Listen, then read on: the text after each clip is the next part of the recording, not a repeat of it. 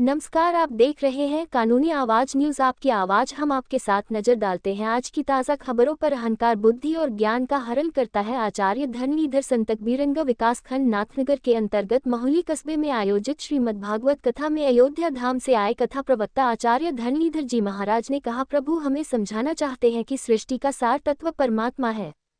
इसलिए असार यानी संसार के नश्वर भोग पदार्थों की प्राप्ति में अपने समय, साधन और सामर्थ्य को अपव्यय करने की जगह हमें अपने अंदर स्थित परमात्मा को प्राप्त करने का लक्ष्य रखना चाहिए।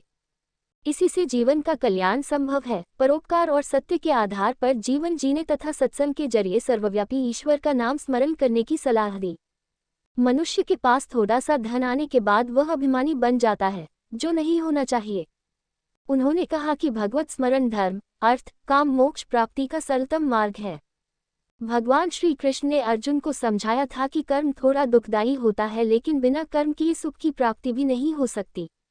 अगर कर्म का उद्देश्य पवित्र व शुभ हो तो वही कर्म सत्कर्म बन जाता है। आचार्य धर्मनिधर जी महाराज ने व्यासपीठ से कहा, जब हमारी वृत्ति परमात्मा में लगेगी तो संसार गायब हो जाएगा। प्रश्न ये है कि परमात्मा संसार में घुले मिले हैं, तो संसार का नाश होने पर भी परमात्मा का नाश क्यों नहीं होता?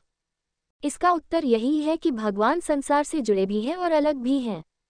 आकाश में बादल रहता है और बादल के अंदर भी आकाश तत्व है। बादल के गायब होने पर भी आकाश गायब नहीं होता। इसी तरह संसार गायब होने पर भी परमात्मा गायब नहीं होते। संसार की कोई भी वस्तु भगवान से अलग नहीं है।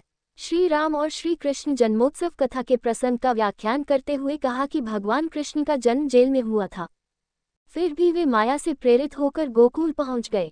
उन्होंने भगवान कृष्ण की लीलाओं का वर्णन करते हुए आगे कहा कि भगवान मनुष्य योनि में जन्म लेकर दुख में भी सुखी जीवन जीने की सीख देते हैं। इस अवसर पर परशुराम मिश्र, डा रमेश चंद्र मिश्र, अविनाश मिश्र, आनंद मिश्र, सूरज मिश्र, नीरज मिश्र, अमर चंद्र ओझा, रमेश चंद्र ओझा, महेश उपाध्याय, गिरिजा नंदन ओझा, हरिदत्त पांडेय, राजाराम दुबे, रमेश दुबे, अमरचंद ओझा आदि लोग